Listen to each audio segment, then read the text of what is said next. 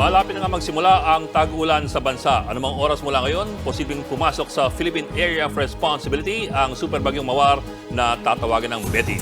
Ayon sa Pag-asa, halos sinlakas ang Betty ng bagyong Yolanda noong 2013. Pero hindi naman daw ito magla-landfall bagamat palalakasin ito ang habagat.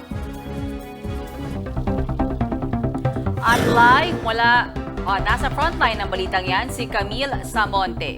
Camille?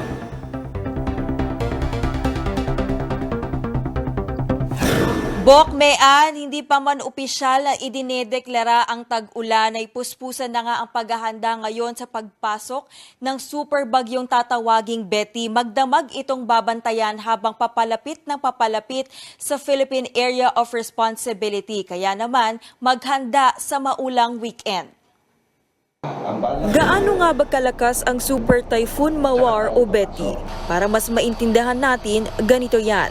Naalala ba ninyo yung bagyong Yolanda noong 2013? Hindi nalalayo riyan ang lakas ni Betty. Mas mababa lang ng bahagya sa ngayon si Betty na may maximum sustained winds na 215 kilometers per hour at bugsong papalo ng 265 kilometers per hour. Habang si Yolanda noon ay nag-peak sa 235 kph na lakas at bugsong papalo ng 275 kph. Pero ang pinagkaiba nila, hindi gaya ng bagyong Yolanda, hindi magla-landfall sa bansa ang super bagyong Betty. Pwedeng kasing lakas ng Yolanda yung impact niya kung nasa lupa po? Pwede. Kung tatama sa lupa, yung ganun kalakas na hangin, of course, malaki yung damage na dadalhin itong super typhoon na ito. Kahit na tila dadaplisan lang ng super bagyo ang Hilagang Luzon, hindi natin dapat ismulin ang kakayahan nito. 550 kilometers ang radius o lawak ng super typhoon. Katumbas na yan ng balikang biyahe mula La Union hanggang Metro Manila. Mas maraming ulan din daw ang dadalhin nito, lalo't mabagal ang kilos ng bagyong Mawar. Nasa 20 kph ito. Huwag nating isipin na mahina yung bagyo. Kasi typhoon intensity is, and meron pa rin yung bugso. Pwedeng may biglang bugso ng hangin na malalakas na pwedeng magpatumba ng mga puno, magpalipad ng mga bubong doon sa direkta na tatamaan nito. Palalakasin ng super bagyo ang habagat na magpapaulan sa Central at Southern Luzon kasama ang Metro Manila pati Visayas. Kaya ang mga nabanggit na lugar hindi po dapat magpakampante kahit malayo sa kanila ang bagyo. Katunayan, posibleng mas matagal ang danasing ulan sa mga tinukoy na rehiyon. Mas matagal ang nilalagi kasi ng habagat, whereas yung bagyo, di ba, ina-expect natin na mananatili sa Northern Luzon for like 2 days. Monday and Tuesday mostly, and then Wednesday unti-unting lalayo siya sa Northern Luzon.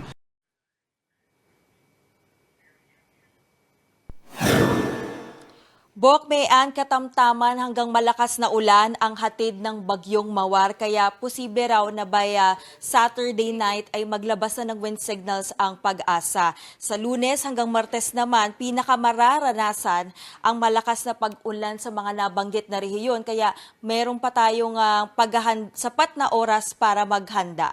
Bokmean? Okay, Bok, a few questions lang. Una-una, I suppose you should emphasize, Lunes at Martes, pinakatatama yung epekto ng Mawar o Betty sa atin.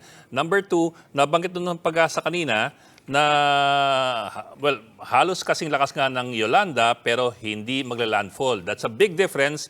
But the question I suppose ng maraming tao is, may pag-asa bang mag-landfall?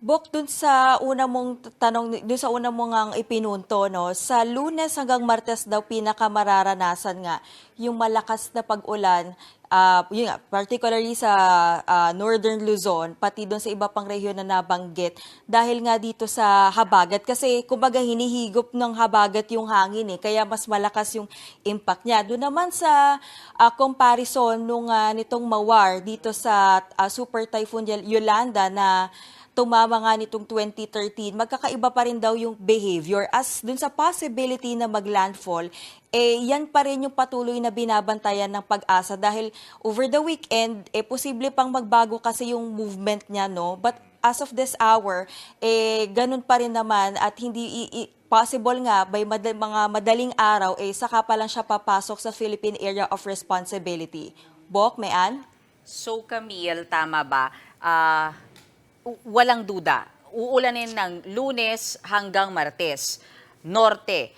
Of course, mga nasa Metro Manila and nasa South, damay ba tayo sa pag-ulan na yan? Maraming bahaing lugar. Of course, we want to know yung sitwasyon. And also another thing is, sabi mo, kasing lakas ng Yolanda kung tatama ng lupa. Kung hindi tatama ng lupa, may forecast ba? Gaano kalakas?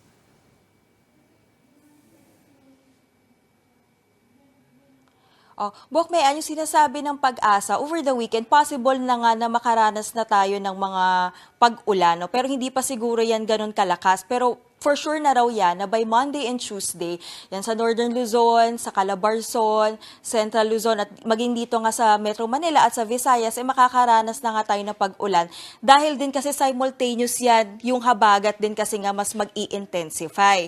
At kung mag-landfall naman itong Mawar, talagang asahan na nga raw na mas malaki yung rainfall, kumbaga na talagang ibubuhos nito, tapos malakas nga rin yung, ngayon pa lang kasi malakas na yung hangin niya, no? Konti lang yung pagitan niya nga doon sa Yolanda, kaya paulit-ulit nga sinasabi ng Pag-asa na wag seryosohin nga yung banta nito.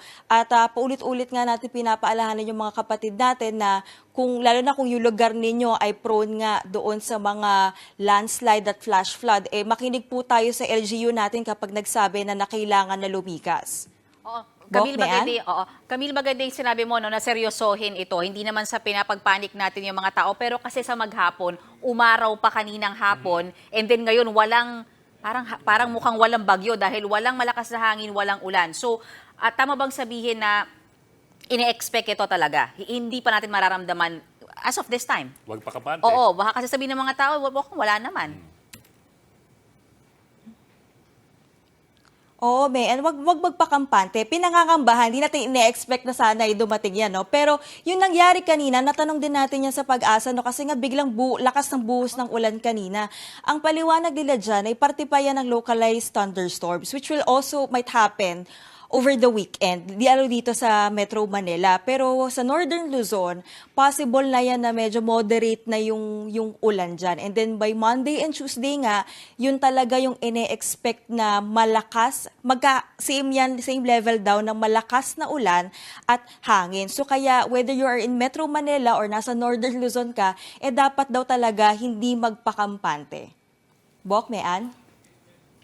Okay, maraming salamat, Camille Samonte.